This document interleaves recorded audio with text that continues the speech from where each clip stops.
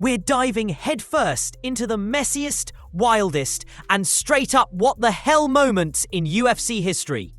This is part 3 of the most controversial scandals in the fight game. And yeah, somehow it gets even crazier than the last two. Let's start with a legend whose fall from grace was caught on iPhone cameras and fueled by more chaos than anyone asked for. BJ Penn wasn't just a UFC Hall of Famer. He was once the guy fans swore could beat anyone. Fast hands, granite chin, and that Hawaiian warrior energy. But after retirement, man, it went downhill fast. Caught on video getting dropped by a random dude outside a bar in Hilo. Not once, multiple times. One clip literally shows him egging a guy on to hit him. Dana White straight up said, "I don't want to see BJ fight again." And then what happened? Dana booked him anyway. The scandals didn't stop there. Accusations of drug use, domestic abuse, restraining orders.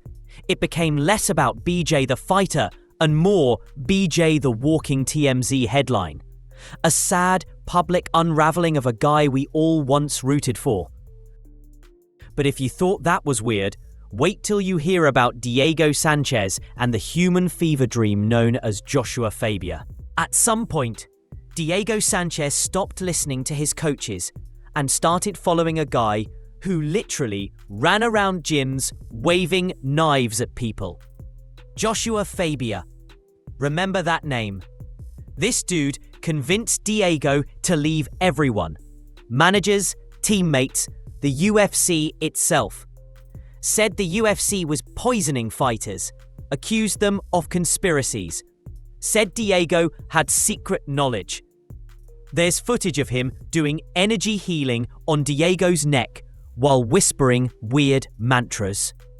He even got Diego banned from the UFC after making legal threats. Fans didn't even argue about it. It was just accepted. This was MMA's first cult. And the scariest part? Diego believed every second of it. Speaking of things that make zero sense, Yair Rodriguez got fired and rehired by the UFC in less time than it takes to cut weight. Yair's situation had fans scratching their heads. Not because of a loss, not because of a scandal. No, he got cut for refusing fights. Dana White publicly said, "You turn down fights, you don't belong here."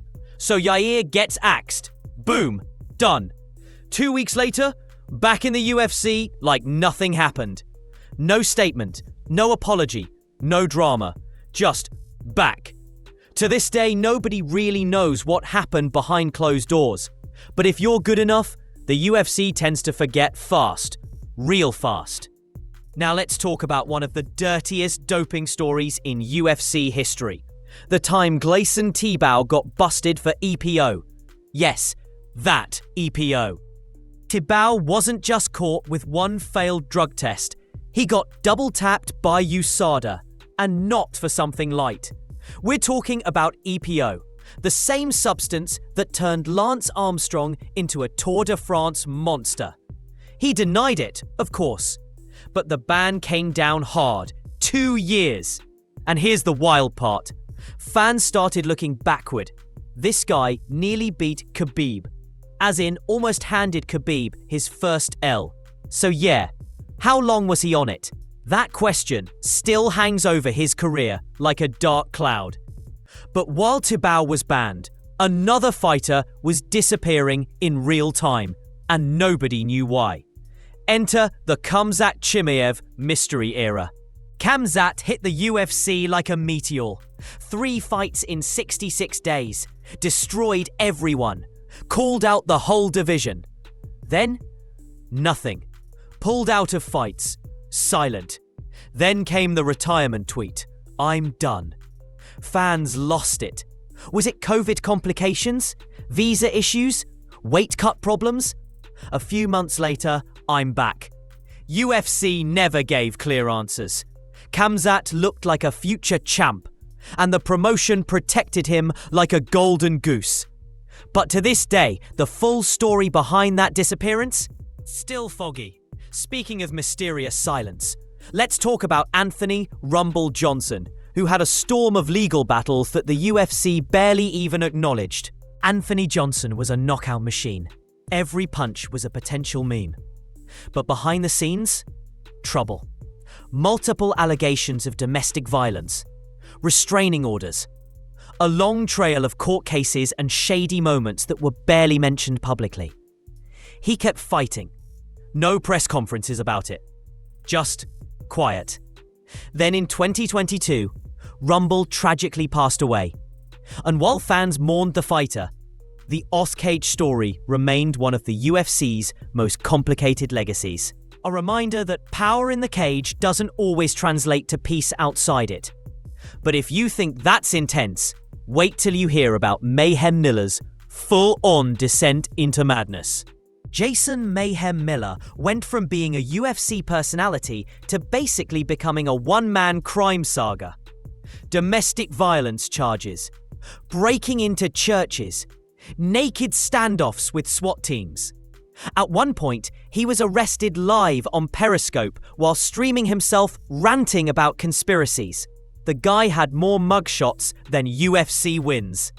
And while it started as a crazy fighter narrative, it quickly became sad.